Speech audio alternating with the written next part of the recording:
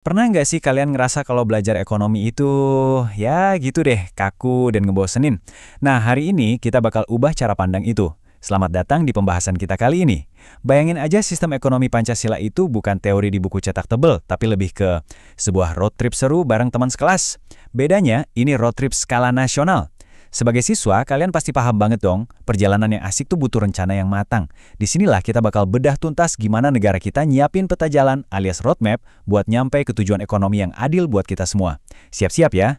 Coba deh kalian ingat-ingat, pernah nggak sih kalian ikut ngurusin study tour sekolah bareng puluhan teman sekelas? Wah, bayangin kacaunya kalau nggak ada tujuan yang jelas.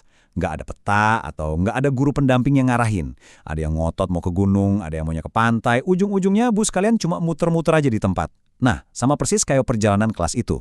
Negara kita yang super besar ini butuh banget peta jalan yang solid dan terarah. Tanpa itu, gimana warganya bisa sampai ke tujuan akhir dengan selamat dan sejahtera kan? Oke, biar road trip nasional kita nggak nyasar, kita punya 5 perhentian utama hari ini.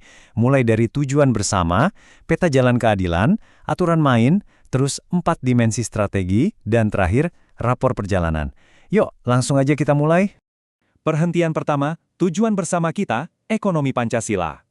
Ibarat mau jalan, sebelum mesin bus dinyalain, kita tuh wajib tahu persis mau pergi kemana. Dan destinasi akhir dari perjalanan bangsa kita ini adalah ekonomi Pancasila.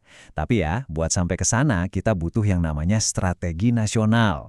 Jangan salah, ini bukan sekedar rencana weekend biasa loh. Ini tuh sebuah rencana masif dan terintegrasi yang dirancang khusus buat nanamin nilai-nilai Pancasila langsung ke dalam pemerintahan dan kehidupan sehari-hari kita. Kenapa harus seniat itu? Ya karena tujuan road trip ini bukan cuma soal siapa yang nyampe duluan, tapi gimana mastiin kita semua ngerasain keadilan, kesejahteraan, dan kebahagiaan yang awet alias abadi. Keren banget kan destinasinya? Lanjut ke perhentian kedua, peta jalan menuju keadilan. Sekarang pertanyaannya, lewat jalan mana kita ke sana? Gini, negara ngebagi rute ini jadi 3 etapa waktu, dan ini logis banget. Coba kita bayangin kayak masa-masa di sekolah aja. Tahap jangka pendek itu ibarat masa orientasi dan persiapan aturan kelas. Di sini kita baru manasin mesin dan nyiapin regulasi. Terus, tahap jangka menengah itu momen pas kita mulai ngelewatin ujian tengah semester dan capai pos-pos target atau milestones yang penting. Dan puncaknya, tahap jangka panjang, nah ini dia momen kelulusan kita bareng-bareng. Momen di mana kita ngewujudin Indonesia yang merdeka, bersatu, berdaulat, adil, dan pastinya makmur. Masuk ke perhentian ketiga, aturan main dan lembaga khusus. Kalian pasti setuju dong, bahwa mobil di jalan raya nasional yang padat merayap dengan jutaan orang itu butuh aturan lalu lintas yang super jelas. Dan pastinya butuh navigator yang bisa diandalin. Negara tuh sebenarnya punya beberapa cara buat bikin aturan, bikin undang-undang misalnya.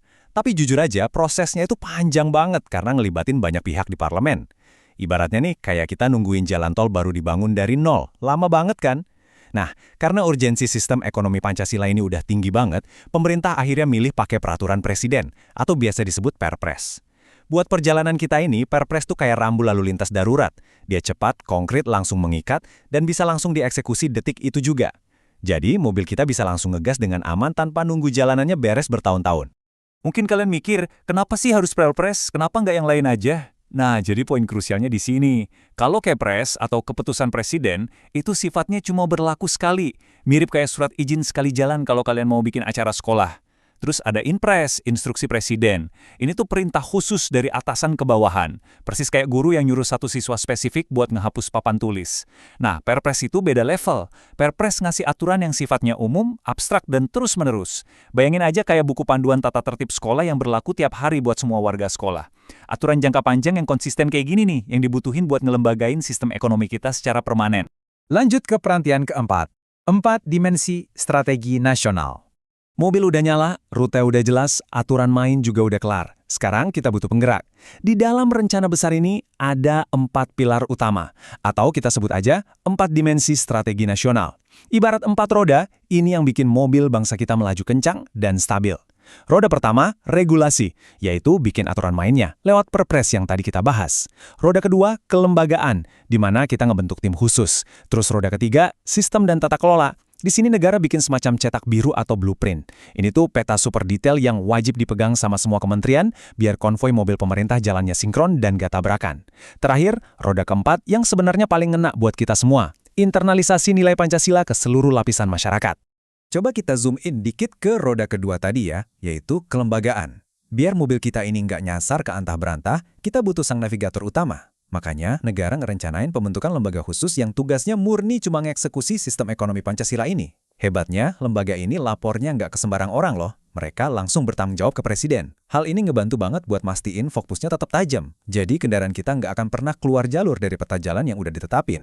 Terus soal roda keempat, internalisasi.